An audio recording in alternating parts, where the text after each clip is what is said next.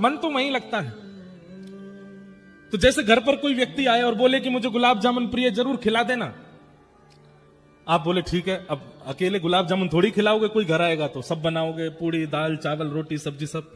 लीजिए दाल खाओ, ये पनीर बनाइए ये खाओ, ये लो रोटी बनाइए ये खाओ, पापड़ भी हैं हमारे ये खाओ, 3 प्रकार के पापड़ लो, 2 प्रकार का रायता लो, ये लीजिए ये लीजिए।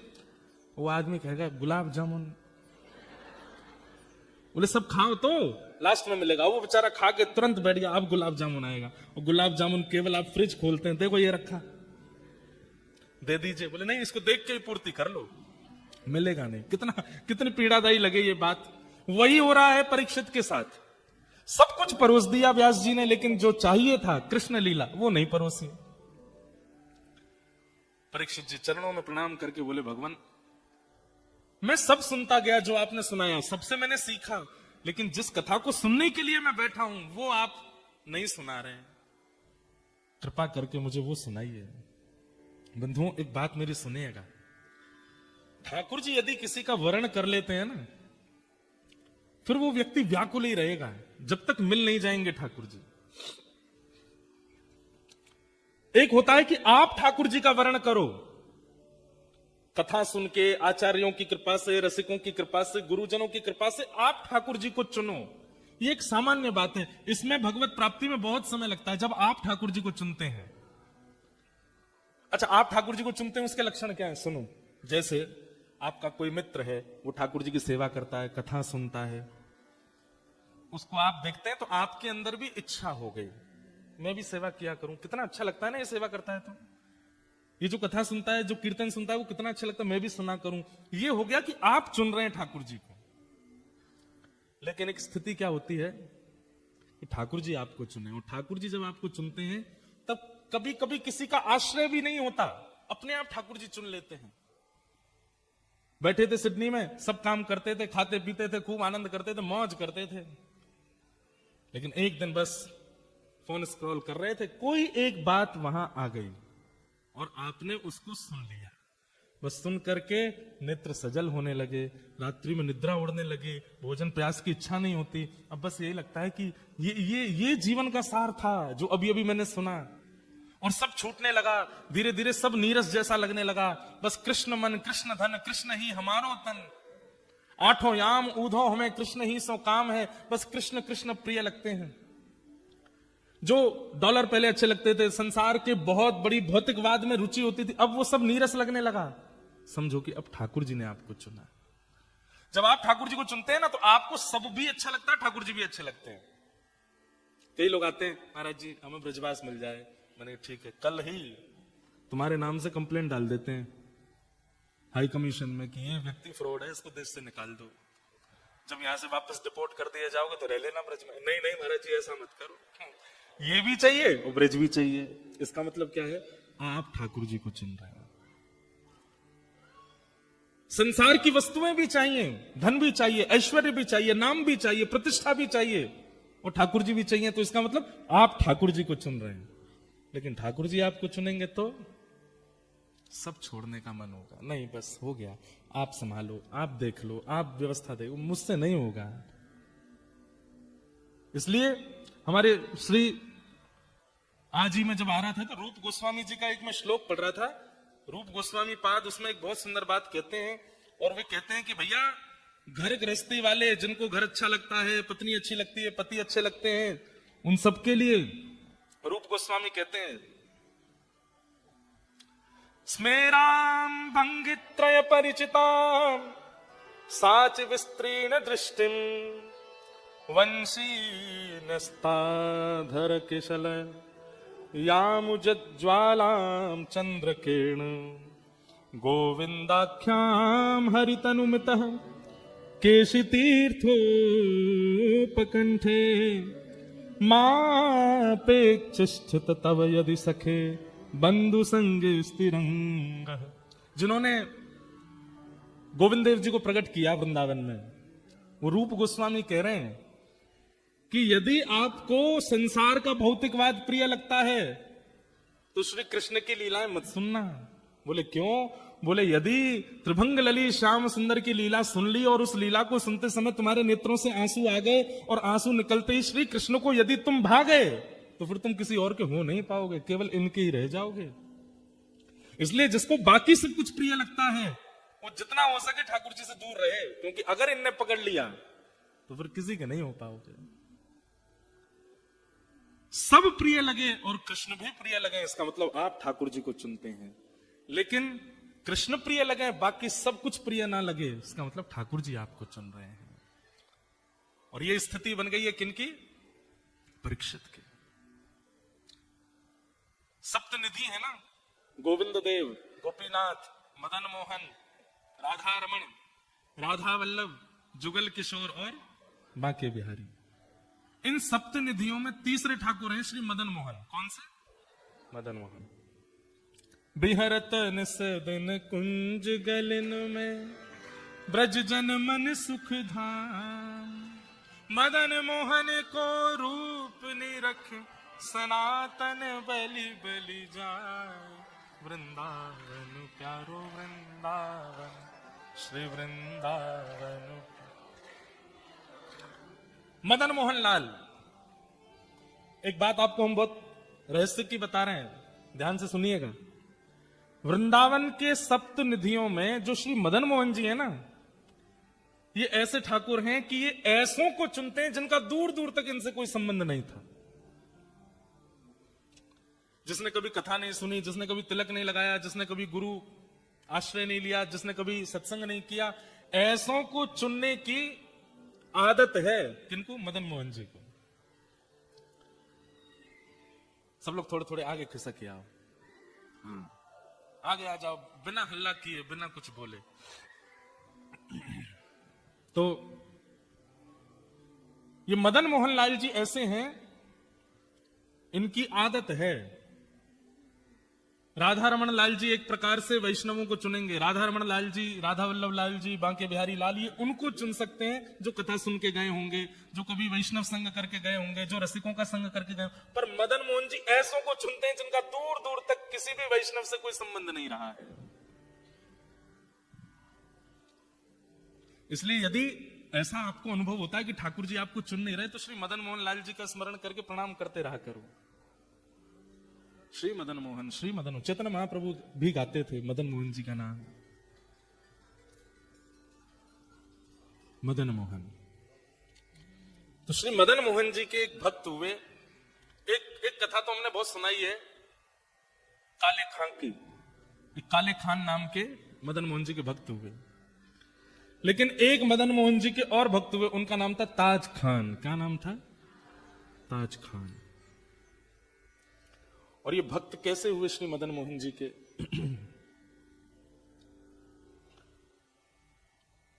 इनकी सुंदर सुंदर रचनाएं भी हैं। और मदन मोहन जी जो हैं ये करौली राजस्थान में विराजते हैं, प्रगटे वृंदावन में। लेकिन फिर मुगल आ गए थे, मंदिर तोड़ते थे, तो इसलिए कई ठाकुर बाहर गए। तो मदन मोहन जी पहले जयपुर गए, फिर जयपुर से करौली गए।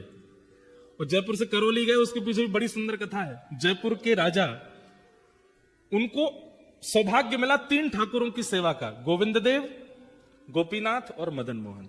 तो गोविंद देव, गोपीनाथ आज भी जयपुर में ही है, लेकिन मदन मोहन जी जो है राजस्थान में करौली जगह है, वहां विराजते हैं।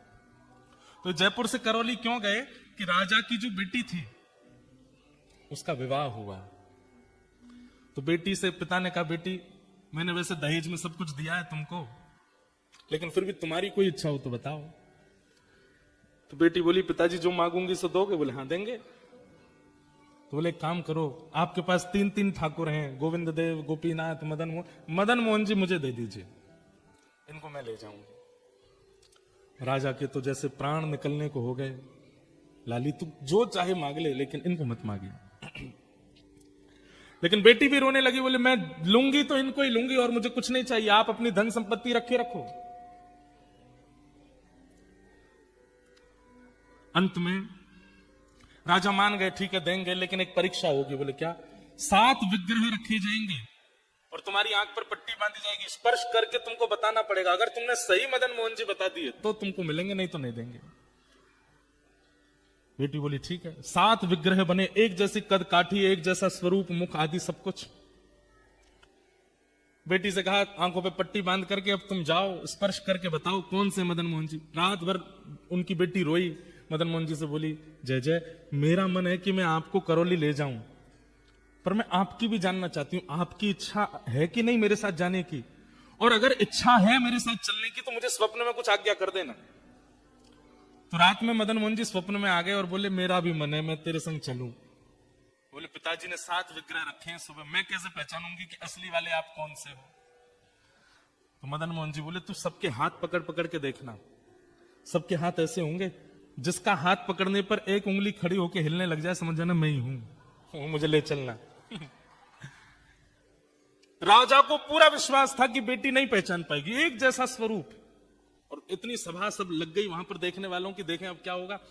बेटी जाए, सबके हाथ पकड़े, ये नहीं है, दूसरे पकड़े, ये भी नहीं है, तीसरे पकड़े, ये भी नहीं है, और जैसे चौथे ही थे मदन मोहन जी, राजा घबराया कहीं पहचान नहीं जाए। जैसे ही हाथ पकड़ा, पहले नाटक करती मुख पकड़ने का, ग्रीवा पकड़ने की, चरण पकड़, जैसे ही हाथ पकड़े सो ठाकुर जी ने अपनी एक उंगली उठा के हिला दी। बेटी तुरंत बोली, पिताजी ये है मदन मोहन जी। राजा के नेत्र सजल लोग बोले, हाँ यही हैं, लेकिन सुन लाली इधर आ, उंगली हिलते हुए मैंने भी देख ली थी, इसलिए तू इस बात की चतुराई मत कर कि तू लेके जा रही है, तूने पहचाना, मैं इसलिए ठाकुर जी को दे रहा हूं क्योंकि वो भी जाना चाहते हैं, इसलिए ले जा। तो श्री मदन मोहन जी दहेज में आए, करौली राजस्थान। एक बार बंधुओं भारत जाइए, हमारे कहे से ना ये सबके दर्शन करके आना। करौली में मदन मोहन जी, पन्ना मध्य प्रदेश में जुगल किशोर जी, जयपुर में गोविंद देव गोपीनाथ जी, बाकी के 3 हमारे राधा वल्लभ राधा रमन बिहारी जी वृंदावन में है। सप्त नदियों के दर्शन। तो मदन मोहन जी ऐसे ठाकुर जी हैं, वो उनको चुनते हैं जिनका दूर दूर से कोई वैष्णव संबंध नहीं है। आप लोग कथा सुनते हैं, आपको राधा रमन जी चुन लेंगे, आपको राधा वल्लभ जी चुन लेंगे, आपको कुंज बिहारी लाल चुन लेंगे, आपको गोविंद देव जी चुन लेंगे, लेकिन मदन मोहन जी तो एक्स्ट्रा ऑर्डिनरी चुन के लाते हैं, जो मांस खाता हो, जो महापातक हो, दूर दूर तक कोई संबंध नहीं हो, ऐसे को चुनने की इच्छा रहती मदन मोहन जी की। और एक बार वही हुआ, एक ताज खान नाम के भक्त थे, करौली में पोस्ट ऑफिस में काम करते थे, चिट्ठियां इधर उधर पहुंचाने की। और ताज खान के जीवन चरित्र में ऐसा वर्णन आता है कि ये अच्छे मुसलमान थे। अच्छे मुसलमान, कोई हमारा यह नहीं कि कोई बुरे मुसलमान होते, अच्छे मुसलमान मतलब जो इनकी परंपरा का नियम होता है, इतने बजे ये पाठ करना, ऐसे टोपी पहन के घूमना, इतनी बजे नमाज करने जाना, आदि आदि जो भी उनके क्रम होते हैं हमें नहीं पता, वो सब नियम से करते थे ताज खान। दूर दूर तक वृंदावन से, ठाकुर जी से, श्री जी से कोई संपर्क नहीं, कोई संबंध नहीं, लेकिन स्वभाव अच्छा था, स्वभाव मीठा था, उग्र नहीं थे। बल्कि इन्होंने अपने डाकघर के जो मुखिया थे उनसे कह करके कि मुझे इतने बजे नमाज के लिए जाना होता, मुझे जाने दिया जाए, वो जाते थे। और जो भी इनके ग्रंथ होते उनको पढ़ते रहते थे, खूब अच्छे से अपने धर्म का पालन करते थे। लेकिन मदन मोहन जी बड़े टेढ़े ठाकुर, इनके मन में आ गया कि इसको अपना बनाना है मुझे। वो कैसे बनाए? एक बार एक चिट्ठी आई मदन मोहन जी के गोस्वामी जी की, और ये चिट्ठी बांटने यही जाते थे सब जगह। तो पहले बंधुओं ऐसा था कि बहुत ज्यादा भारत में अशांति सी रहती थी, मंदिरों को तोड़ने के भय से, मंदिरों में कुछ उपद्रव ना कर दें इसलिए मंदिरों में नियम था कि केवल हिंदू अंदर जाएंगे, बाकी कोई नहीं जाएगा। तो बाहर बड़ी स्ट्रिक्टनेस रखी जाती थी। तो जैसे ही ये मदन मोहन जी के गोस्वामी जी की चिट्ठी लेकर के जैसी सीढ़ी चढ़ने लगे ऊपर, तो द्वारपाल ने इनको वहीं रोक दिया। बोले क्या बात है, क्यों चढ़े आ रहे हो ऊपर? बोले अरे भैया हम डाकघर से आए हैं, चिट्ठी है, गोसाई जी की चिट्ठी देने आए हैं। बोले आप यहीं रुक जाओ, हम गोसाई जी को बुला के ला रहे हैं, भीतर मत आना। हाँ नहीं आ रहे, हमको भी कोई शौक नहीं अंदर आने का, यहीं खड़े, बुला दो। अब वो द्वारपाल भीतर गया, पीछे जाकर के जाने ऐसी कोई क्या व्यवस्था उसको लगी, वो वहीं व्यस्त हो गया उसको करने में, गोसाई जी को बुलाना ही भूल गया। अबे बाहर खड़े खड़े प्रतीक्षा करें, दोपहर हो रही है, इतनी तेज धूप पड़ रही है, अभी तक आए नहीं। थोड़ी देर प्रतीक्षा करने के बाद इन्होंने द्वार खोला, मंदिर का मुख्य द्वार बाहर वाला खोला, खोल करके भीतर प्रवेश कर गए। डर तो रहे थे कुछ हो नहीं जाए, इधर उधर देखा, गुसाई जी, अरे भैया द्वारपाल कहां हो, चिट्ठी हम लेके खड़े, ले तो जाओ। कोई प्रत्युत्तर नहीं देवे। तभी इन्होंने देखा कि हवा के भाव से एक खिड़की, मंदिर की एक खिड़की कभी बंद होती है खुलती है, तो इन्होंने सोचा अंदर बोल के देख लेता हूं, इसके अंदर झांक के बोल देता हूं, कोई होगा तो आ जाएगा।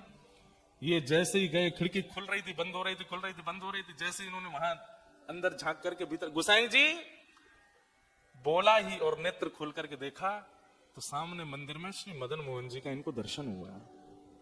त्रिभंग लली ठाकुर जी खड़े हैं और मंद मंद नेत्रों से, वैसे तो मूर्तिमंत ठाकुर जी ऐसे ही रहते, लेकिन जैसे ही इन्होंने भीतर झांका तो ठाकुर जी इनको देख करके अपने नेत्र मटकाने लगे, ऐसे ऐसे करने लगे और बार बार ऐसे पलक झपकाने लगे। ये देख करके ये तो वहीं धड़ाम से गिर पड़े। अब तो इनके मन में वही भाव चले, ये कौन था?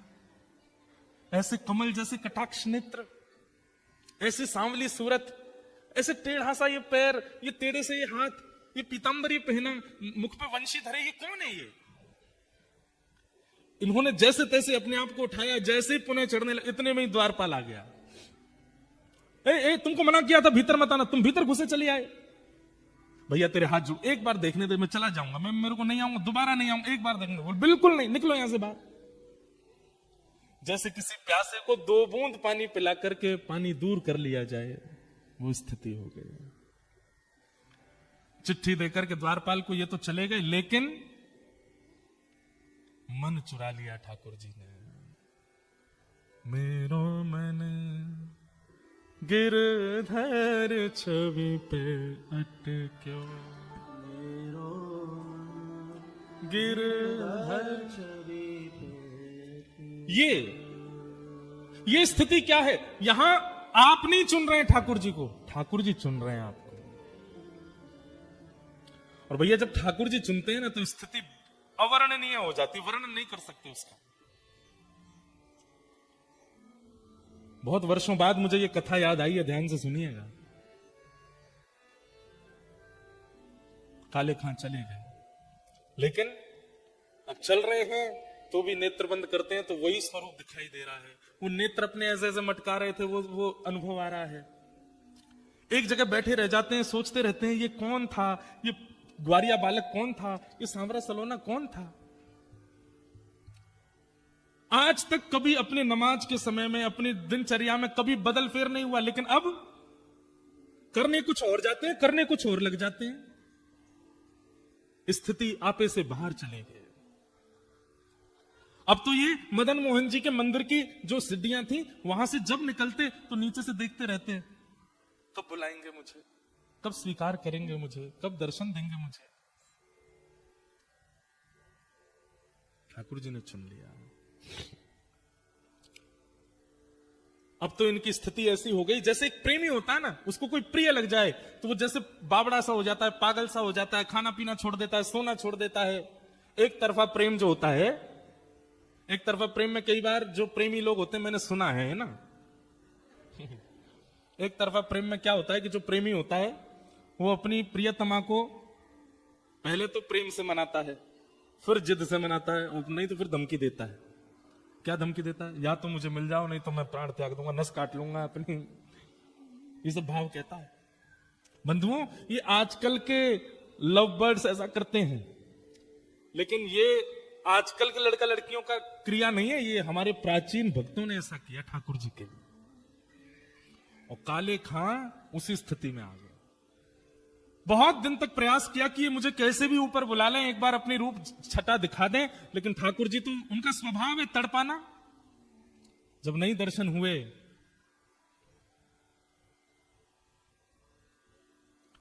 तो एक दिन काले खां ने कसम खा ली, बोले ठाकुर जी या तो मुझे दिख जाओ, या तो मुझे मिल जाओ, नहीं तो मैं अनशन व्रत पे बैठ रहा हूं, मृत्यु पर्यंत प्राण त्याग दूंगा। ऐसी स्थिति हो गई। धीरे धीरे अपना काम छोड़ दिया, परिवार वालों से दूर रहने लगे, अपने नियम क्रम सब से बिल्कुल ना इधर के रहे ना इधर के, बीच में आ गए बिल्कुल। स्थिति अवर्णनीय हो गई। काले खां ने ठाकुर जी के सामने कसम खा ली, या तो मुझे दर्शन करा दीजिए, नहीं तो मैं अनशन व्रत करके अपने प्राण त्याग दूंगा। 1 दिन 2 दिन 3 दिन व्यतीत हो गए भोजन किए बिना। 3 दिन बाद श्री मदन मोहन लाल जी को बड़ी दया आ गई। बोले कि भूखा प्यासा बैठा है। अब ये भी तो बात है कि जैसे हम लोगों को तो पता है कि ठाकुर जी को मनाना है तो हम कथा में चले जाएं, ठाकुर जी को मनाना है तो संतों को भोजन करा दो, ठाकुर जी को मनाना है तो परिक्रमा करे आओ, ठाकुर जी को मनाना है तो यज्ञ कर लो। अब काले खान को तो कुछ पता भी नहीं है, वो तो जाति धर्म से भी अलग है, उसको पता ही नहीं है क्या करना पड़ता है ठाकुर जी को रिझाने मनाने के लिए। सब लोग इधर देखो, ध्यान से सुनो। उसके पास यही तरीका था, ठाकुर जी के आगे कसम खाली, बोले मैं प्राण त्याग दूंगा मुझे मिलो नहीं तो। 3 दिन जब बीत गए बिना कुछ खाए पिए, तो रात में जब मंदिर बंद हुआ, मंदिर बंद होते सब गुसाई आदि सब चले गए, सुश्री मदन मोहन लाल जी अपने गहने जेवर आदि सब उतार करके एक सामान्य से ग्वारिया का रूप धारण किया। एक धोती पहनी, बगलबंदी पहनी, सिर पर एक स्वाफा बांधा, चंदन वंदन लगा था, सब मिटा दिया, बिल्कुल ऐसे हो गए साधारण से। आंखन में काजल लगा था, मीड़ मीड़ करके उसको फैला लिया कि मैं पहचान में नहीं आऊं। और जो भोजन की थाली श्री मदन मोहन जी की रात में रखी जाती थी, बंटा भोग बोलते हैं उसको, बंटा भोग श्री मदन मोहन लाल जी का जो रखा था, ठाकुर जी ने उसको उठाया खुद और निकल पड़े काले खां के पास।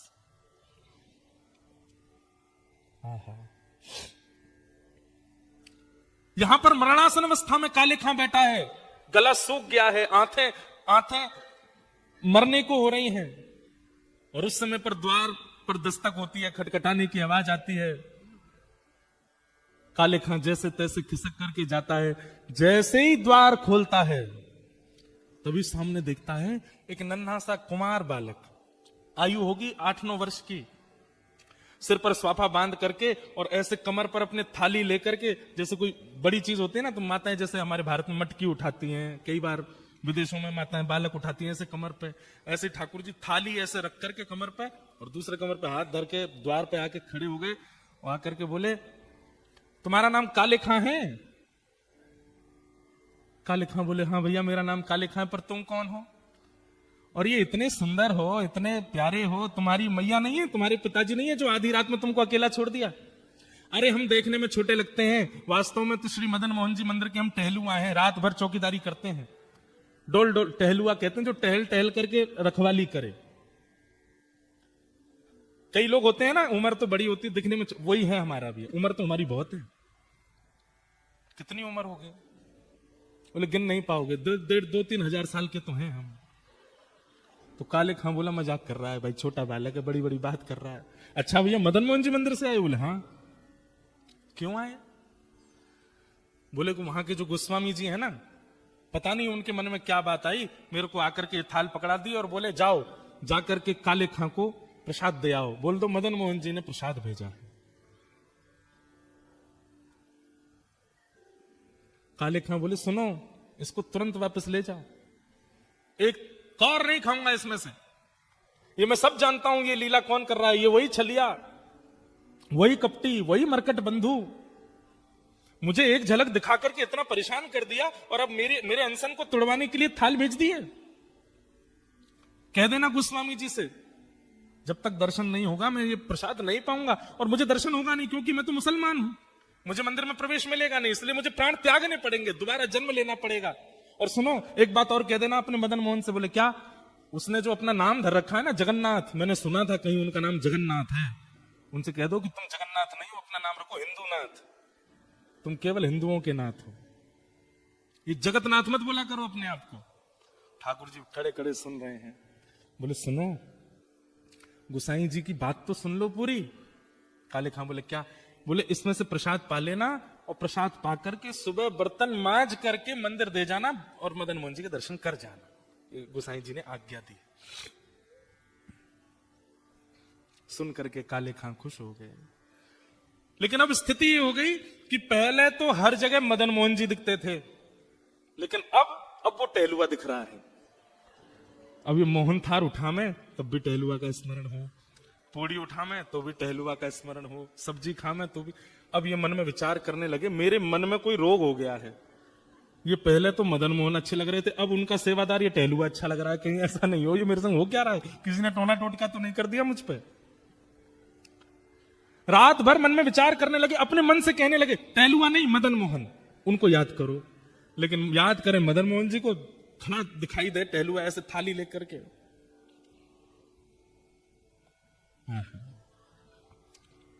रात्रि में ठाकुर जी ने गोस्वामी जी को सपना दिया और सपने देकर के कहा है, बोले पहले दिन चिट्ठी लेकर के मेरा भक्त काले खां आया था, द्वारपाल ने उसको डांट भगा दिया।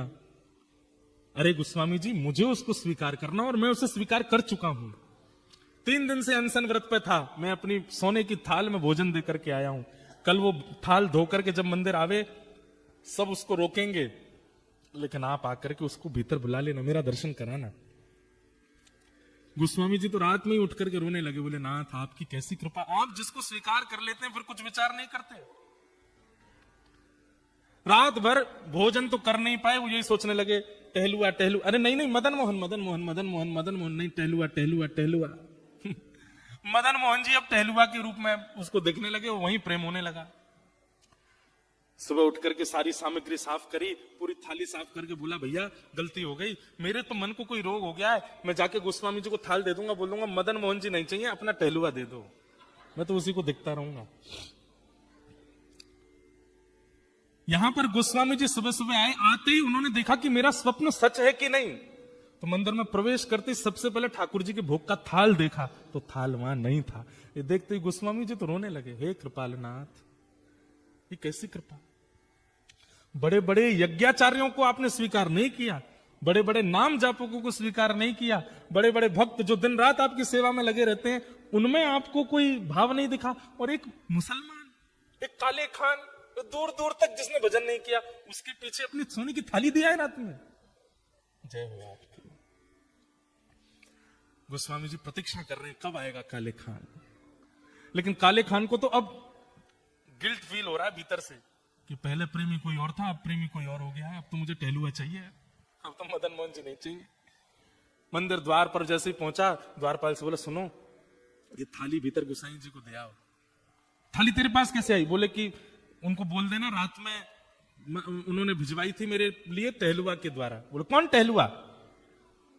अरे जो रात में मंदिर में रहता। बोले मैं ही तो रहता हूं रात में मंदिर में, मैं ही टहलुआ हूं। बोले तुम नहीं, वो सुंदर वाला टहलुआ। बोले अच्छा तो मैं कुरूप हूं? बोले नहीं मैं ऐसा नहीं बोल रहा हूं, दो होंगे ना तुम, एक सुंदर छोटा सा काजल लगा करके सिर पे पगड़ी बांध के बढ़िया पीली सी पीता, और बड़ी अच्छी सुगंधी आ रही थी उसमें से, क्या वर्णन करूं उसकी रूप माधुरी का मैं। वो टहलुआ। बोले सुन तू यही खड़ा रहे, कोई टहलुआ नहीं है, मैं ही टहलुआ हूं और मैं गोसाई जी को अभी बुला के लाता हूं, तेरी तो अभी खैर नहीं। भीतर गए, इतने में ही जाकर के थाल दिया। गोसाई जी बोले थाल लायो? कौन लेकर के आया थाल? बोले वो काले खान आया है द्वार पे, उसको भीतर नहीं लाए। बोले वो तो कह रहा है कि टहलुआ से मिलना है उसको, और मैं ही टहलुआ हूं, वो पता नहीं कौन से टहलुआ का वर्णन कर रहा है। गोस्वामी जी निकल के बाहर आए, अप्रस में थे फिर भी बाहर आ गए, नेत्रों में आंसू। काले खान कौन आया था रात को? बोले आपके मंदिर का टहलुआ आया था, मुझसे गलती हो गई, पहले तो मुझे वो प्रिय लग गए थे, लेकिन अब मुझे वो टहलुआ ही चाहिए। मैं मंदिर में कभी नहीं आऊंगा, आप जितना कहेंगे मैं उतनी रकम दे दूंगा, केवल वो टहलुआ मुझको दे दो जो रात भर यहां टहलता है। ऐसे कटाक्ष नेत्र थे उसके, ऐसी सुंदर सी नासिका थी, ऐसी मधुर मुस्कान थी, ऐसी सुंदर उसने पगड़ी पहन रखी थी, और उसमें से ऐसी अद्भुत सुगंधी आ रही थी। हे गोस्वामी जी मैं आपके आगे हाथ जोड़ के कह रहा हूं, अगर दे नहीं सकते तो जैसे दर्शनार्थियों के लिए नियम है कि सुबह इतने बजे आओ, दर्शन होते हैं मदन मोहन जी के, सबको मदन मोहन जी के दर्शन कराओ, मुझे वो टहलुआ के दर्शन करा दिया करो बस। गोस्वामी जी बोले हाथ पकड़ो हमारा, हाथ पकड़ लिया। बोले चल टहलुआ से मिलवाते हैं। पहली बार श्री मदन मोहन जी के मंदिर के अंदर गए, ढूंढ रहा है काले खान कहां है, कब दिखेगा कब दिखेगा, और जैसे ही पर्दा हटाया तो बाकी सबको तो श्री मदन मोहन जी पाषाण रूप में दिख रहे थे, लेकिन काले खान को वो रात वाले टहलुआ के रूप में दिख रहे थे। ये रहते टहलुआ। नेत्र सजल हो गए, वो सजल होकर के बस उसी दिन मदन मोहन जी के श्री चरणों को प्रणाम किया। बोले स्वयं ठाकुर जी टहलुआ बन के आए मेरे घर पे, इतना श्रम किया। जीवन भर के लिए श्री मदन मोहन जी के दास बन गए। कौन?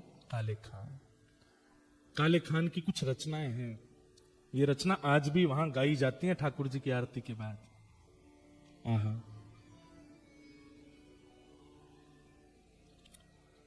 लगन जो लगी नाथ ताको विस्तार कहां, भूख प्यास निद्रा कछु बादत नहीं सांवरे। शब्द सुनना, एक उसके शब्द हैं जिसने कभी कथाएं नहीं सुनी है, जिसने कभी भजन नहीं किया, उसके शब्द हैं। लगन जो लगी नाथ ताको विस्तार कहां, भूख प्यास निद्रा कछु बादत नहीं सांवरे। मदन मोहन मूर्ति को बेग दर्शावो आप, एक एक क्षण कोटि कल्प समझावरे। आपसे जो मेरी लगन लगी है मैं उसको कैसे वर्णन करूं? बोले बस इतना कह सकता हूं, भूख प्यास निद्रा ये कोई भी मेरे को परेशान नहीं करती और इनकी मुझे इच्छा भी नहीं होती है। मदन मोहन मूर्त को बेग विस्तार दर्शावो, एक एक क्षण कोटि कल्प समझावरे। आपको देखे बिना एक एक क्षण मुझे ऐसा लगता है जाने कितने घंटे कितने कल्प बीत गए हों। सुंदर कटाक्ष तेरे निरखत आनंद होत। ठाकुर जी बोले, ए काले खां तुझे मेरे स्वरूप में क्या अच्छा लगता है? बोले आपके जो ये कटाक्ष नेत्र हैं। सुंदर कटाक्ष तेरे निरखत आनंद होत, मेरी एक क्षण कोटि कल्प समझावरे।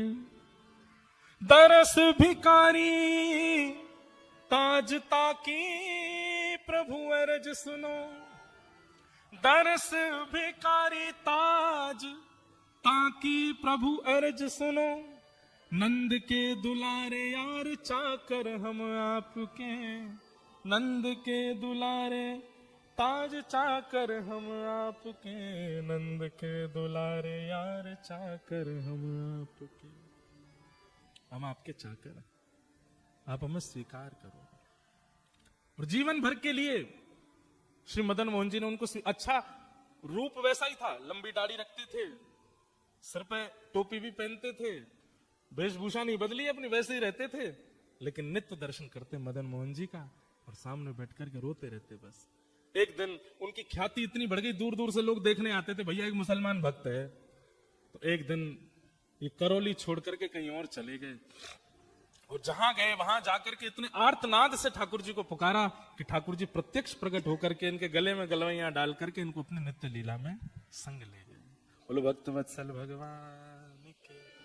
ये कथा हमने क्यों सुनाई? एक होता है आप ठाकुर जी को चुनो और एक होता है ठाकुर जी आपको चुने। दोनों में अंतर क्या है?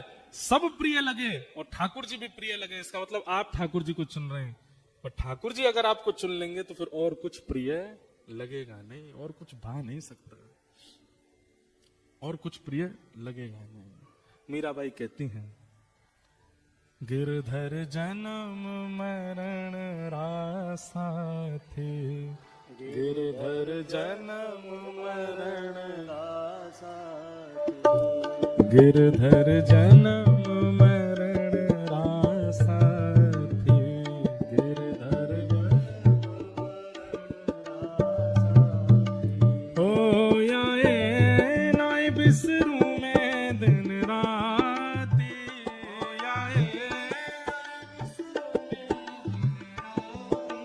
हो याए नाय बिसरू में दिन रात,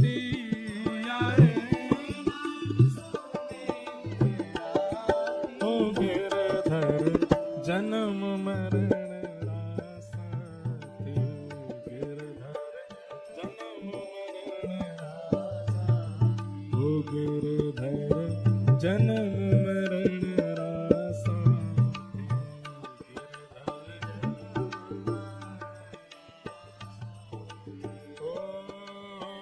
पल पल पिय को रूप निहारो, निरख निरख सुख पाते, पल पल गाइए,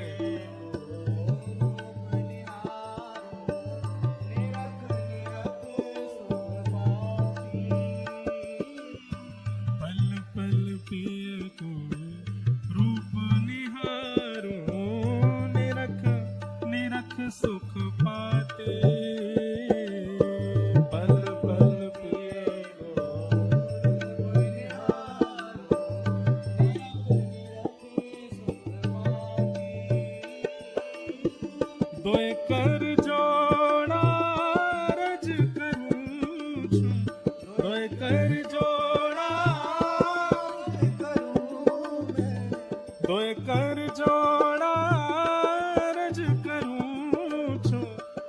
कर जोड़ा अर्ज करूं, सुन ली जो मेरी बात, गिरधर जन्म मरण रासा, गिरधर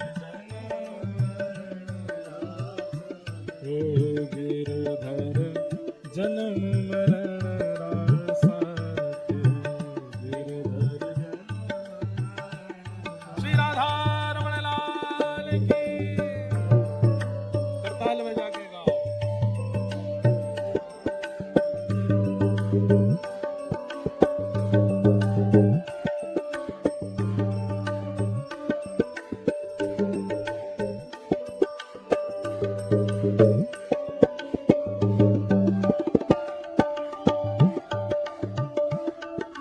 वृंदावन बिहारी लाल की।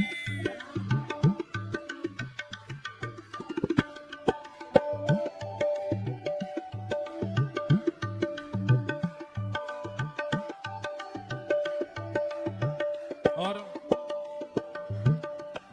एक सत्य बात कहती है मीराबाई, वैसे तो सारी बात ही सत्य है, पर ये एक अकाट्य सत्य है। यह संसार सकल जग झूठा, झूठा कुल रानाता, यह संसार सकल जग झूठा,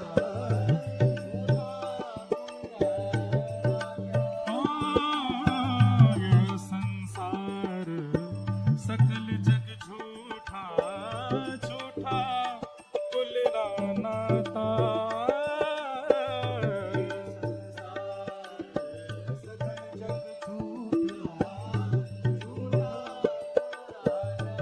सब लोग गाओ। मीरा के प्रभु गिरधर नागर,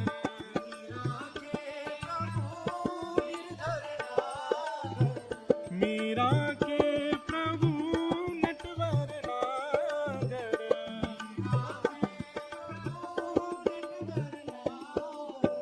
हरि चरणा चितराज, गिरधर जन्म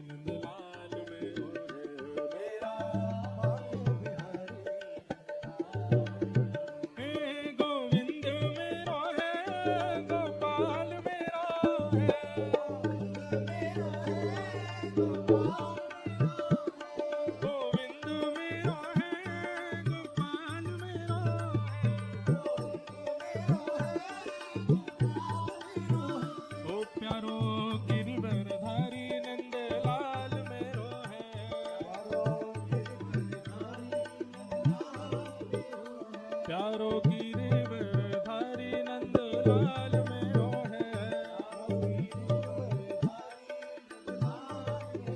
और राधा रमण बिहारी गोपाल मेरो है, राधा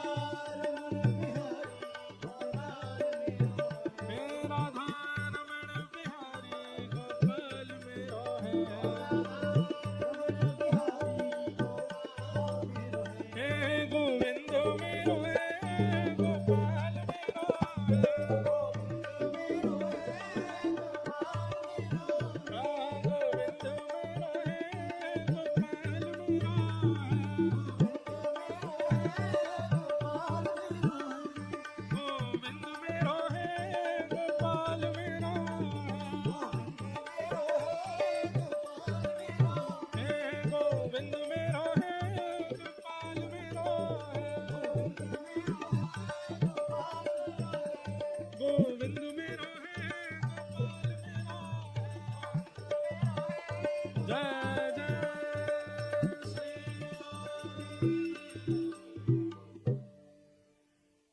मदन मोहन लाल की।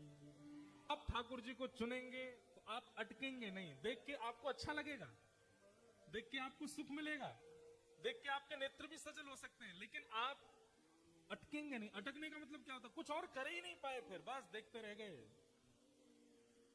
अटके नहीं। और अगर अटक गए मतलब फिर और कुछ ध्यान ही नहीं रहा और कुछ कर ही नहीं पाए, बस देखते रह गए उस सांवली सूरत को, मोहिनी मूरत को। हरिवंश महाप्रभु बाल अवस्था में उस दूध को देख करके बोले ये नहीं पीना। क्यों? भोग नहीं लगा अभी ठाकुर जी को। बादाम को दूर करके बोले ये भी नहीं खाने, अभी ठाकुर जी को निवेदित नहीं किए गए। माता पिता इतनी झंझट में, 5-6 वर्ष का बालक रात में रो रहा है, अब इसको रात में कहां से भोग लगा के हम दें सामग्री? तो भीतर प्रिया प्रियतम जो सेवा के ठाकुर जी थे, श्री राधा मोहन लाल जी, महाप्रभु जी के पिताजी के ठाकुर जी, छोटे छोटे श्री विग्रह थे ठाकुर जी के। तो ठाकुर जी का विग्रह उठ गया और उठ करके श्री जी को उठा रहे हैं, श्री जी उठो, रात में 2-2:30 बजे। श्री जी बोली कहा बात है? अरे देखो हरिवंश बालक रो रहे हो है, यूं कह रहे हो भूख लग रही है। अब आप तो जाने वो हमारो प्रसाद लिए बगैर और कछु पावे नहीं है, अब आपको प्यास लगी है, भूख लगी है, अब कछु व्यवस्था हमें ही करनी पड़ेगी। श्री जी बोली कहा करें? बोले काम करो, अपने पाम नीचे लटकाओ शयन सैया से। तो शयन सैया से छोटे से श्री जी ठाकुर जी सेवा के युगल सरकार, उनने अपने पाम लटकाए और ठाकुर जी पीने वाला जो जल था उस जल से श्री जी के चरण धो रहे हैं और चरण धोकर के एक पात्र में जमा कर रहे हैं कि पीने का जल बन जाए, और फिर अपने चरण भी धो रहे हैं खुद ही। हरिवंश बालक को पानी प्यास लगी है। और फिर पास में महाप्रभु जी एक बंटा भोग रखते हैं जिसमें कुछ बादाम है, मिश्री है, आदि आदि जो ठाकुर जी खोल के लाए। श्री जी लो नेक्स्ट या खा लो, दंतावली छुवाए दो, प्रसाद हो जाएगी तो बालक पालेगो। श्री जी को पवा में, स्वयं पवा में, और दोनों सामग्री, अब छोटे छोटे मंदिर होते हैं सबके, मंदिर के जो पर्दा है उससे बाहर दोनों खिसका दिए और भीतर से अपनी घंटी गिर दी। जैसी घंटी गिरवे के बाद सो जाओ जल्दी, थे श्री जी दोनों सो गए। इतने में महाप्रभु जी के पिताजी आए, बोले घंटी कैसे गिरी, कोई चूहा आ गया, क्या हो गया?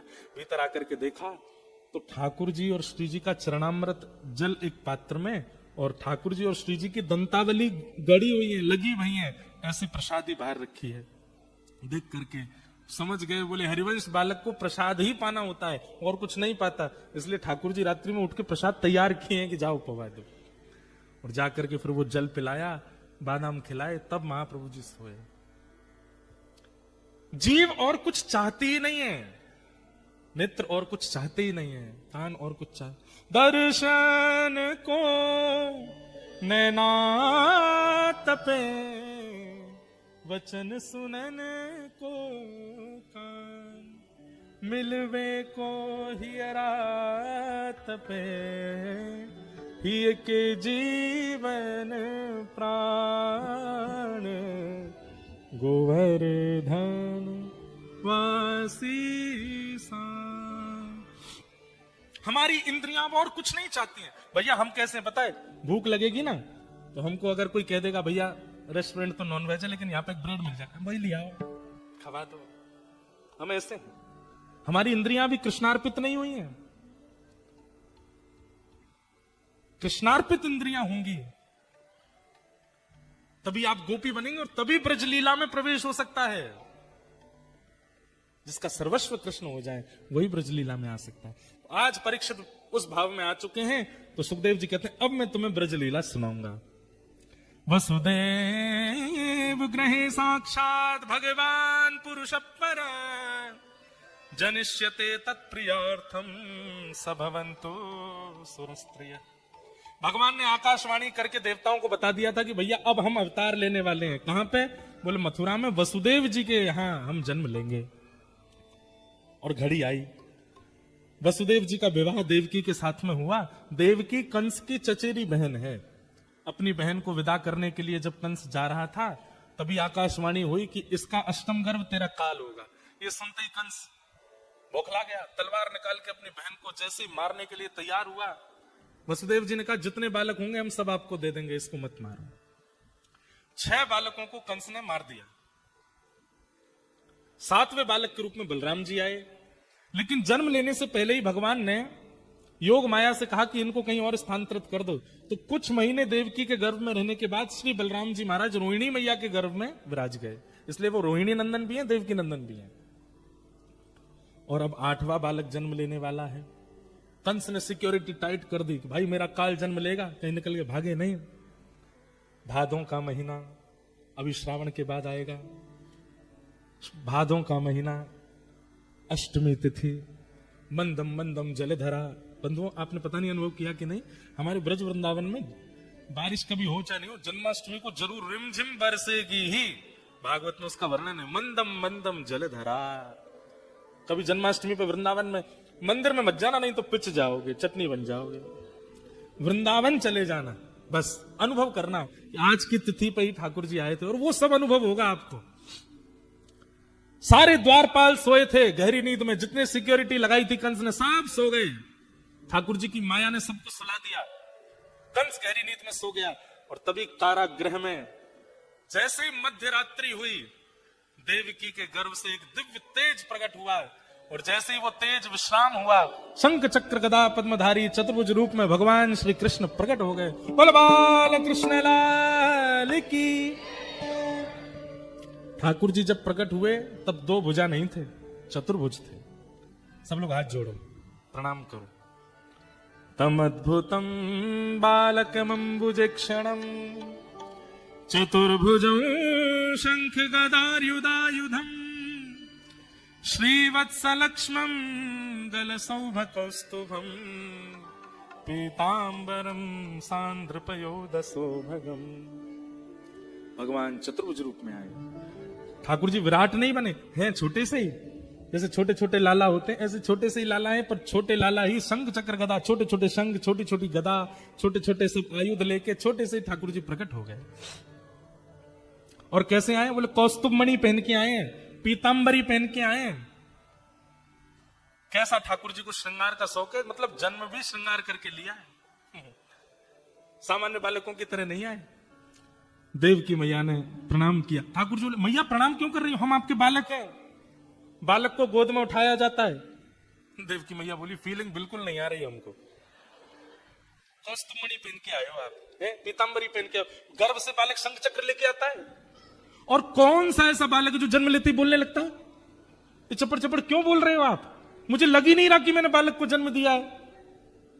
ठाकुर जी बोले मैया हम तो इसलिए ऐसे बन के आए कि जन्म लेते ही कंस मामा आता है मारने, हमने सोचा सुदर्शन चक्र से उसका सर धड़ से अलग कर देंगे। अभी हाँ, कंस की चिंता हुई, मां की चिंता नहीं हुई कि मां को कैसा लगेगा मैं ऐसे बन के जाऊंगा तो। अरे एक मां का सुख होता है, बालक जन्म लेता है, उसको अपना पयोधर पिलाती है, उसको अपने हृदय से लगाती है, उसके रुदन को सुनती है, उसके छोटे छोटे हाथ, छोटे छोटे चरण देखती है, तब मां को सुख मिलता है। आप तो खाना पूर्ति कर रहे हो कि हाँ जन्म ले लिया मैंने, अनुभव तो कराइए। ठाकुर जी बोले भैया सुनो, अगर हम अनुभव कराएंगे तो फिर हम 2 भुजा अंतर ध्यान करेंगे, वस्त्र उतार देंगे, बिल्कुल छोटे बालक बन जाएंगे। लेकिन फिर आपको एक काम करना पड़ेगा। क्या? जब हम 2 भुजा में आ ही जाएंगे, आयुधों का त्याग कर ही देंगे, तो फिर हम आयुध उठाएंगे नहीं, और जब आयुध त्याग कर देंगे तो फिर प्रेम स्वीकार करेंगे, और प्रेम का निर्वहन करने के लिए हमको कुछ साल ब्रज में लीला करनी पड़ेगी। अगर आप हमारे शंख चक्र छुड़वा रही हो, हम छोड़ तो देंगे, लेकिन फिर उतने दिन प्रेम भाव धारण करेंगे भुजा में, और उसके लिए प्रेम के विस्तार के लिए लोगों को, कलिकाल में लोगों को ज्ञान से नहीं पाया, मुझे ज्ञान से नहीं पा पाएंगे, वैराग्य से नहीं पा पाएंगे, मेरी प्राप्ति के लिए प्रेम आवश्यक होगा, उसकी स्थापना के लिए फिर मैं लीला करने ब्रज जाऊंगा। मंजूर है तो बताओ। देव की मैया बोली कितने दिन के लिए जाओगे? बोले 11 वर्ष। मैया 11 वर्ष का आपको वियोग सहना पड़ेगा, 11 वर्ष बाद फिर आपके पास ही रहूंगा, लेकिन इतना त्याग आपको करना पड़ेगा। देव की मैया बोली मैं त्याग सह लूंगी, लेकिन एक बार बालक बन जाओ। ठाकुर जी ने तुरंत 2 भुजाएं अंतर ध्यान कर दी, शंख चक्र अंतर, छोटे से बालक बन गए। जैसे ही रोने लगे, देव की मैया को वात्सल्य आ गया, तुरंत अपने पयोधर का पान कराया, ठाकुर जी ने दुग्ध पान किया। भगवान ने वसुदेव जी को आज्ञा की, ये जो पास में आपकी डलिया पड़ी है इसमें हमको लिटाओ, ले चलो। वसुदेव जी अपनी हथकड़ी दिखाने लगे, पैरों की बेड़ियां दिखाने लगे, बाहर दरबान सोए हैं, ताले लगे हैं, सब दिखाने लगे। कैसे लेके जाऊं, इतना बंधन है। ठाकुर जी बोले, मेरा आश्रय लेने से पहले जो व्यक्ति बंधन गिना देता है वो मेरा कभी नहीं हो पाता। बंधन मत गिनवाइए, ये रुकावट है, ये रुकावट है, ये रुकावट है, मुझे नहीं बताओ, सीधे चरण पकड़ो। मेरा काम है बंधन खोलने का, मैं खोल दूंगा, आप तो बस मुझे लो अपने पास। बंधन मत गिनवाया कीजिए। हम ऑस्ट्रेलिया में रहते हैं, सिडनी, यहाँ पे काम बहुत होता है महाराज जी, सैलरी कट जाती है, यूं हो जाता है, त्यों हो जाता है। यहाँ पे तो उनको खान पान में थोड़ा सा ध्यान नहीं रखना पड़ता, सब कुछ खाना पड़ता है। ऑस्ट्रेलिया है महाराज जी, बंधन मत गिनवाया कीजिए, सीधे ठाकुर जी के आश्रित हो जाइए। बंधन करवाना और बंधन निभवाना ये ठाकुर जी की जिम्मेवारी है। ठाकुर जी से कह दिया करो, नाथ हम ऑस्ट्रेलिया में रहते हैं, यहां ये व्यवस्था है, लेकिन फिर भी हम वैष्णव रूप धारण कर रहे हैं, हम आपके चरण पकड़, अब आप देख लेना, आप जानो, आपका काम जाने। ठाकुर जी देखना फिर कैसी बंसी बजाएंगे। कोई सामने से आपको प्रस्तुत भी करेगा ना कुछ अभद्र वस्तु, आप लेने के लिए हाथ भी बढ़ाओगे तो ठाकुर जी ऐसा कुछ करेंगे कि वो वस्तु गिर ही जाएगी, नहीं जाएगी मुख तक। ये ठाकुर जी करेंगे लीला। कोई अयोग्य व्यक्ति जीवन में आ रहा होगा ना, और आपके जीवन पर पूरा आक्रमण करने ही वाला होगा, उससे पहले ठाकुर जी ऐसा कुछ करेंगे कि नहीं आ पाएगा वो जीवन में। आप एक बार आश्रय लीजिए, बंधन मत गिनाइए। हम कैसे यहां में ब्रजधाम, यहां से बहुत दूर है, बहुत महंगी फ्लाइट होती है, यूं होती है, त्यों होती है, ऐसा होता है, वैसा होता है, ये होता है, वो होता है। आपको हम सत्य बता रहे हैं, भक्ति पथ ऑस्ट्रेलिया के सब लोग बैठे हैं यहां पे, हमने बिल्कुल इन लोगों से कही, मैंने पैनिक मत करना, 4 लोग आवे चाहे 4000 लोग आवे, सुनने वाले आने चाहिए, भीड़ नहीं आवे, कोई जरूरी नहीं 4 आवे 4000 आवे, मैंने कि 4 आवे तो दुखी मत होना, 4000 आवे तो फूलना मत, जितने आ जाए बस प्रसन्न रहो, ठाकुर जी पे छोड़ो, ठाकुर जी सब मंगल करेंगे। और सब मंगल हो रहा है अभी तक, सारी उत्सव इतने बढ़िया से हुए सब जगह। आपको हम बहुत बढ़िया लग रहे हैं ना, मंच पे बैठे बढ़िया लग रहे हैं, लग रहे हैं, लेकिन हमारी स्थिति पूछ लो एक बार। भारत से आए, जेट लैग भी नहीं उतरा हमारा, सुबह 6 बजे मेलबर्न पहुंचा मैं, कड़कती ठंड में, आकर के 7 बजे घर पे जैसे तैसे लेटे, इतने में सूर्य नारायण आने लगे आंखों पे। उठो, उठ करके ठाकुर जी की सेवा करी, इतनी लंबी नींद पूरी नहीं हुई पर कथा करी मेलबर्न में, 3 दिन तक वहां कथा करी, लोगों से मिले, सोने का कोई ठिकाना नहीं। कथा विश्राम करके रात में भाग गए तस्मानिया। हमको क्या पता था कि तस्मानिया बिल्कुल ही साउथ पोल में जाके आता है, मुझे तो लगा जैसे मेलबर्न सिडनी वैसे ही होगा, पर वो तो बिल्कुल ही अलग ही है, वहां रोड से तो जाते ही नहीं लोग।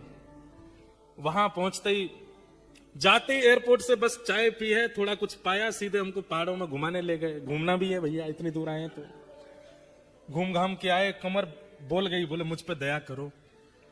इतने में कथा का समय हो गया, कथा करी, रात में आकर के जैसे तैसे 1 बजे लेटे। पूछा भाई सुबह क्या है क्रम? 7 बजे एयरपोर्ट जाना है, फ्लाइट है, ब्रिस्बेन जाना है। मैंने कि थोड़ा नहीं सो सकते? बोले नहीं सो सकते, फ्लाइट छूट जाएगी। भागे। अच्छा, एयरपोर्ट पे भी अलग माजरे हो रहे थे हमारे संग। हम 10-11 लोग और कम से कम 30 बैग, मतलब आधा प्लेन तो हमने ही कब्जा कर रखा था उस पर। उसमें कभी किसी का सामान भारी हो रहा है, कभी किसी का हल्का हो रहा है, कभी कुछ हो रहा है, कभी कुछ हो रहा है। जैसे तैसे करके ब्रिस्बेन गए, गोल्ड कोस्ट गए, अब यहाँ आए, आज सुबह ही पहुंचे। गला, आंख, कमर, मतलब सांस भी गरम गरम आ रही है अब तो हमको, कानों से भी धुआं सा ही निकल रहा है। वाह, आपको दया आई हम पे।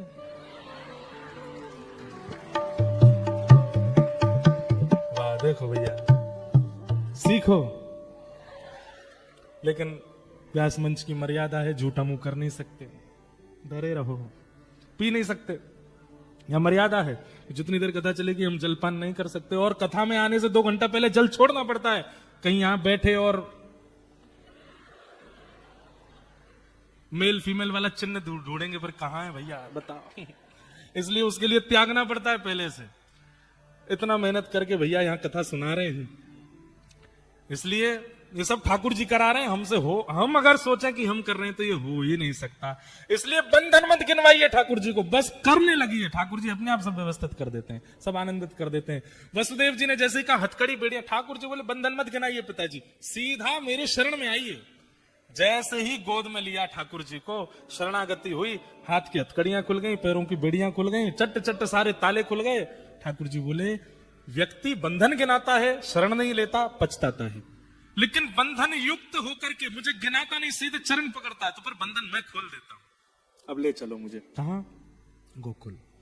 गोकुल में अभी अभी यशोदा मैया ने एक लाली को जन्म दिया है, वहां जाकर के मुझे सुला दो और वो लाली लाकर के कंस को दे दो। वो लाली कोई सामान्य नहीं है, अष्टभुजी देवी है, वही सबक सिखाएगी कंस को, और मैं 11 वर्ष बाद फिर आऊंगा। सोचो देव की मैया का कैसा हृदय हुआ होगा। ठाकुर जी को हृदय से लगाया, पलना में डलिया में रख करके भेज दिया। अर्धरात्रि में गोकुल पहुंचे, लाला सुला दिए, सब सो रहे थे गोकुल में भी, कोई नहीं जगा था, किसी ने नहीं देखा। और लाली को लेकर के आए, आकर के कंस को दे दिया।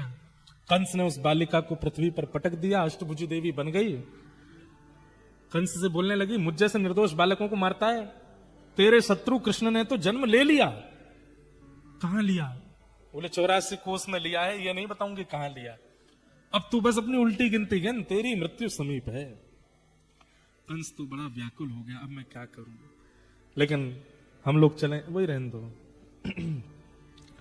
गोकुल, नंद रानी यशोदा 80 बरस की है गई, लेकिन अभी तक लाला नाय भयो। लेकिन अब सब ब्रजवासी ने कही, बोले मैया अब के लाला होएगो, चिंता मत करियो, अब के लाला है जाएगो। भैया मेजोरिटी में अगर कोई चीज सोच ली जाए ना, तो प्रकृति उस काम को करवा देती है। सब ब्रजवासी कहने लगे, बोले बाबा आपके लाला होएगो, मैया आपके लाला होएगो। आज अष्टमी की भोर भई है, दिन भयो है, और नंद बाबा की 2 बहन है, नंदा और सुनंदा। ये दोनों जैसे ही गई, इनने जाकर के देखी, नंद भवन में यशोदा मैया के बगल में एक नीलमणि जैसो बालक सोयो है, चद्दर ओढ़ करके सोयो है। ये ना पता कि लाला है कि लाली, लेकिन नीलो नीलो मुखमंडल दिख रहा है। बंधुओं, कहीं अभी सुनने में आया था कि कोई पूछ रहा था कि भाई ठाकुर जी का प्रथम नाम क्या रखा गया था। ठाकुर जी का सबसे पहला नाम था नीलमणि। क्या नाम था? नीलमणि। यशोदा मैया 1 साल तक तो ठाकुर जी का नामकरण नहीं हुआ। श्री गर्गाचार्य जी ने 1 साल बाद आकर के नामकरण किया ठाकुर जी का। 1 साल तक यशोदा मैया नीलमणि बोलती हैं ठाकुर जी को। मेरी नील, जैसे मणि का मतलब रत्न, जो हृदय को बहुत प्रिय होता है, हृदय के पास रखते हैं, इसलिए मणि। और ठाकुर जी का वर्ण कैसा? बोले नीला नीला है, इसलिए यशोदा मैया कहती नीलमणि कहाँ है? नीलमणि सो गयो का, नीलमणि उठ गयो का। अरे मेरो नीलमणि कैसा है? नीलमणि ठाकुर जी का प्रथम नाम है।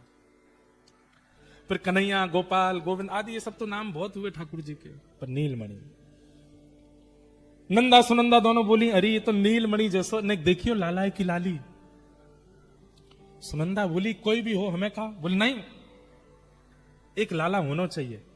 अरे तू ऐसा भेद काहे को करे? लाली हो तो क्या दिक्कत है? बोले दिक्कत कछु ना है, पर लाली ते हम ज्यादा कछु कह ना सके। लाला के तो कान भी पकड़ लेंगी, लाला को तो पीटो देंगी, लाला को तो डांटो देंगे, हम भुआ हैं। एक लाला है जाए। और जैसे ही चद्दर हटाए करके देखे महाराज, है गो, नंदा सुनंदा है गो करती वही दौड़ी। ब्रजभाषा पल्ले पड़ रही है आपके। है गयो करके जैसे ही दौड़ी महाराज, सब ब्रजवासी बोले कहाँ है गयो? बोले अब तो है गयो। अरे भयो कहाँ? बोले है गयो। हजारों ब्रजवासी पीछे चलने लगे, अरे भयो कहाँ? पूरे रास्ता में चिल्लाती जा रही हो, है गयो, भयो कहाँ? नंदा सुनंदा दोनों गौशाला गई और नंद बाबा के पास जाकर के बोली, बाबा आपने इतने ब्रजवासी को ध्यान रखो, गैयान की सेवा करी, और आपकी यह सेवा भाव सो आपके घर नीलमणि जैसो लाला भयो है, बधाई हो। ऐसे बधाई बोलते हैं। अरे कंस के उठने का डर है आपको कि कंस उठ नहीं जाए? बधाई हो, बधाई हो, बधाई हो। नंद बाबा तो आनंद में भर गए, बोले भैया ये तो सब आप ब्रजवासी की कृपा भैया। पीली पीली पगड़ी पहनी, पीले वस्त्र पहने, और श्री नंद बाबा तैयार है करके सीधे दौड़े ब्रजवासी के सब ब्राह्मणन को लेकर के गए, स्वस्ति वाचन कियो। और सब ब्रजवासी अपने अच्छे अच्छे वस्त्र पहन करके आ गए, नाच रहे हैं, गा रहे हैं, उछल रहे हैं, अपनी अटारियों पर खड़े होकर के दूध लुटा रहे हैं, दही लुटा रहे हैं, मक्खन लुटा रहे हैं, मिश्री के मक्खन के गोला बना बना करके एक दूसरे पर मार रहे हैं। जहां पे मक्खन मिश्री को गोला पड़े वो पूछे, अरे भयो कहा? बोले तेरो मोह चीकनो है गो, अब ना पता चली कहा भाई, अरे नंद जी के लाला भयो है।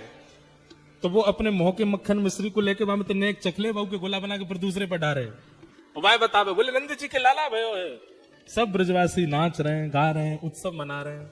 हो ब्रज में है रही जय जयकार नंद घर लाला जायो है, हो ब्रज में है रही। सुन लीजिए, कल बरसाना की लीला और ठाकुर जी का 56 भोग यहाँ होगा। आप सब लोग समय से आ जाना, ठीक 5 बजे यहाँ पर उपस्थित हो जाइएगा। कल शनिवार है इसलिए और भीड़ हो जाएगी, इसलिए अपना पहले आओ पहले पाओ स्थान अपना। और नीचे जगह नहीं मिले तो ऊपर भी जगह है, वहां पे भी बैठ सकते हैं। सब लोग समय का ध्यान रखना। अभी सब लोग भुजा उठा करके प्रेम से हो ब्रज में, हो ब्रज में, हो ब्रज में है रही जय जयकार नंद घर लाला जायो है,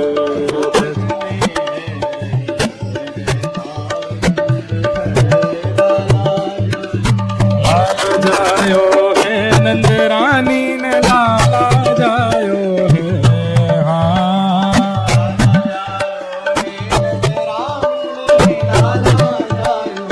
अरे हाँ लाला जायो है, यशोदा ने लाला जायो है। हाँ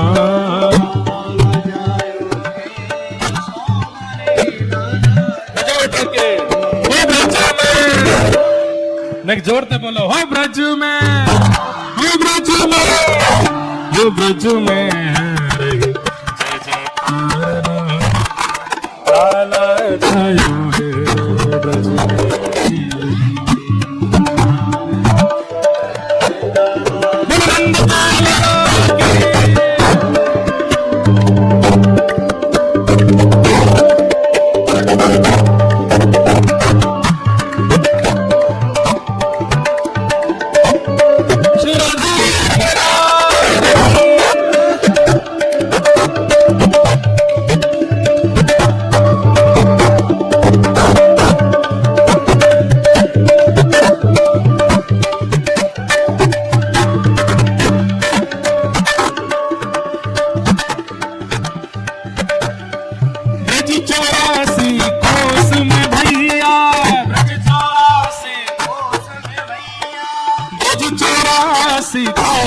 भैया सब कहे धन्य यशोदा मैया, सब कहे धन्य यशोदा, सब कहे धन्य यशोदा मैया, सब कहे हे यशोदा मैया, यशोदा मैया, हे यशोदा मैया, यशोदा मैया, हे यशोदा मैया, सब कहे धन्य यशोदा मैया, सब कहे धन्य यशोदा। 80 साल की आयु में सुत सो जायो है, 80 साल की आयु में सुत हो ब्रज में, हो ब्रज में। भैया जो जय हो नहीं बोलेगा वह को अपने बगल वाले की सौगंध है। अगर कोई भुजा उठा करके नहीं बोले तो वह को कौन ही मारे, भाई बोल तो मेरी सौगंध लगी है। हो ब्रज में, हो ब्रज में, हो ब्रज में है जय जयकार नंद लाला जायो है।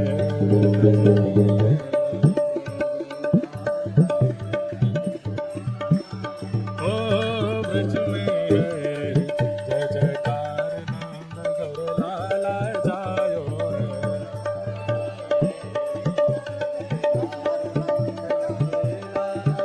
है। नंद घरा नंद भयो, नंद घरा नंद भयो, हे यशोदा के लाला भयो,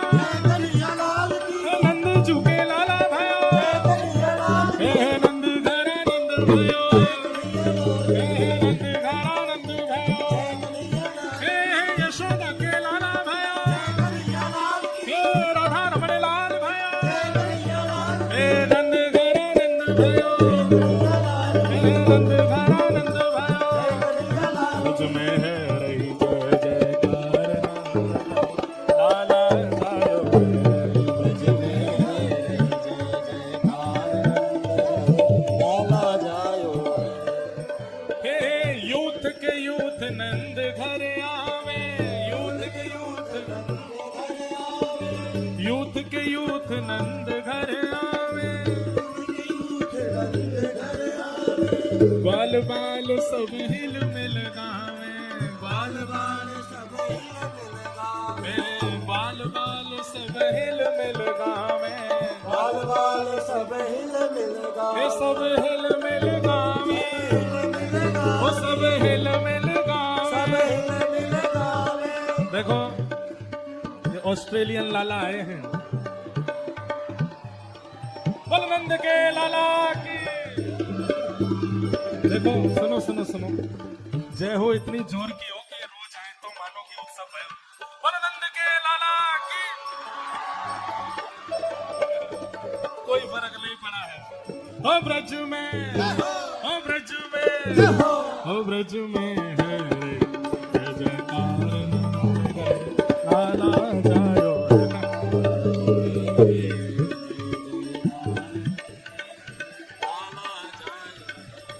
यूथ के यूथ नंद घर आवे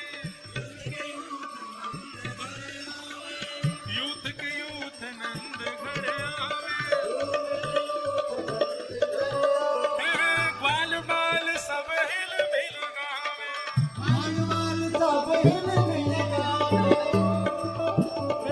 ग्वाल बाल सब हिल मिल गावे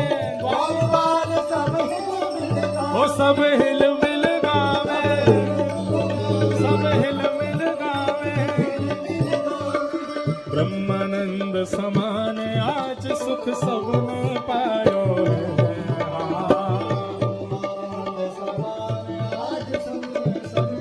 ओ ब्रज में ओ ब्रज में ओ ब्रज में है रही जय जयकार नंद घर लाला जायो है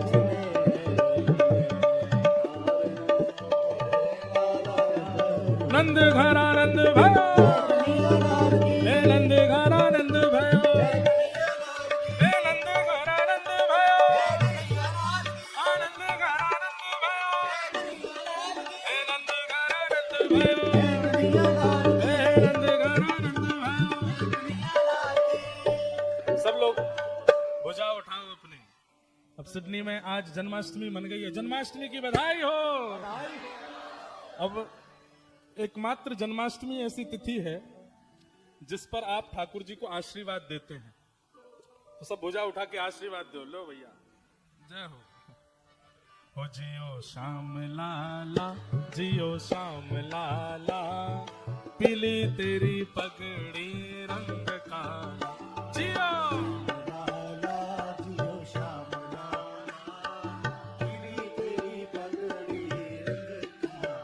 ओ जियो श्याम लाला जियो श्याम लाला पीली तेरी पगड़ी रंग काला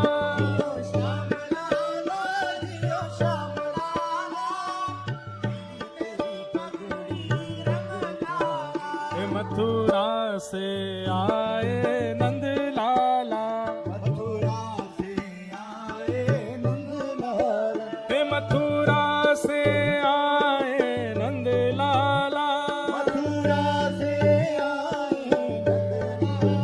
ब्रज की गोपियों से पड़ गया पाला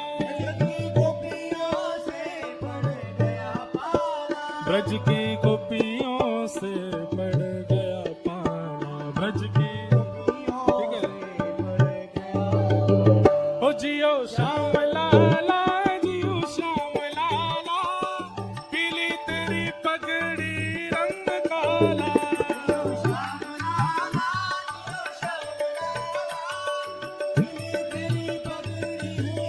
बलवंत के लाला की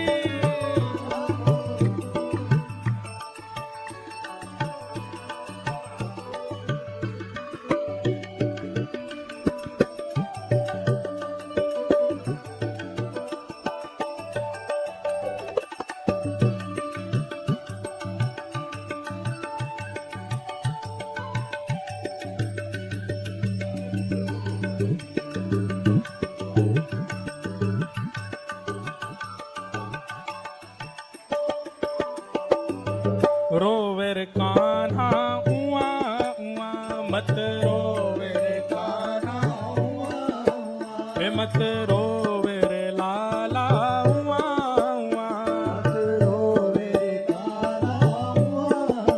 वो तो है समझावे सुनंदा भुआ, ये तो है समझावे सुनंदा भुआ, ओ जियो श्याम लाला, जियो श्याम लाला, खिली तेरी पगड़ी रंग काला,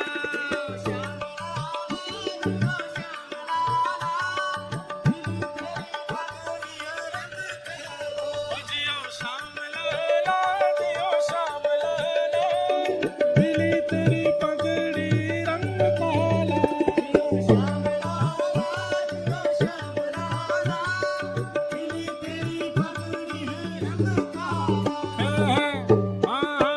ओ नंद घरा नंद भयो जय कन्हैया, नंद घरा नंद भयो जय कन्हैया, हे नंद घरा नंद भयो जय कन्हैया लाल की, ओ जय कन्हैया लाल की, जय यशोदा लाल की, जय कन्हैया लाल की, जय यशोदा लाल की, हे आहा ओ नंद घरा नंद भयो, हे नंद घरा नंद भयो, हे नंद घरा नंद भयो, हे नंद घरा नंद भयो, हे नंद घरा नंद भयो, हे नंद घरा नंद भयो, हे वृंदावन प्यारो वृंदावन, हे श्री वृंदावन मेरो वृंदावन,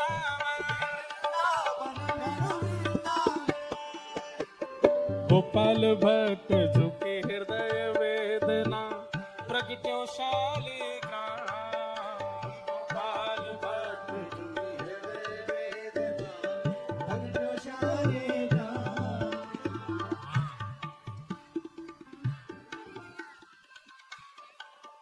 हाँ देखो एक चित्र बना के आपने बनाया है, कितना सुंदर चित्र है कि एक गाय के सींग पे झूला बना के ठाकुर जी झूला झूल रहे हैं। हाँ एक गैया की हम लीला सुनाते हैं कि वो ठाकुर जी को ले गई और जाके मैंने गोबर में गिराया, तो माता जी चित्र बना के लाई है कि फिर बाद में उसको रिग्रेट हुआ कि मैंने ठाकुर जी को गोबर में गिरा, तो सींग पे झूला बना के ठाकुर जी को झूला झूला रही है। बोलो गायों के गोपाल की, श्री गोपाल भट्ट जो की है। एक चीज हमें भक्तिपथ ऑस्ट्रेलिया के जितने भी वॉलेंटियर हैं उनसे एक बात कहनी है कि हमें इस हॉल में थोड़ी साउंड कम लग रहा है, कल थोड़ा सा बढ़वा देना, और आप जितने भी लोग आगे आ गए हैं अच्छी बात है, आगे आओ, पर हमको ऐसे देखो नहीं, हमको शर्म आ रही है, इसलिए प्रेम से या तो गाते रहो नाचते रहो, उसमें ज्यादा सुख मिलेगा। रूप सुधा को खाने हमारो,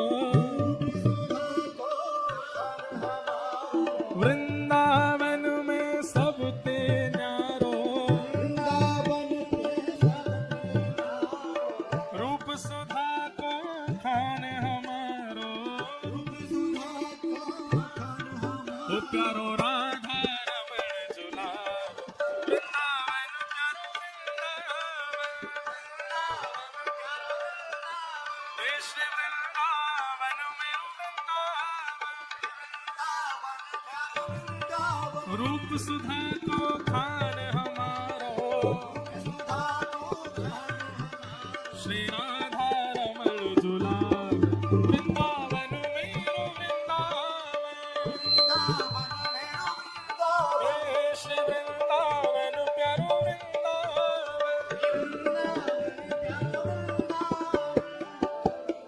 आतुर हित हरिवंश पुकार,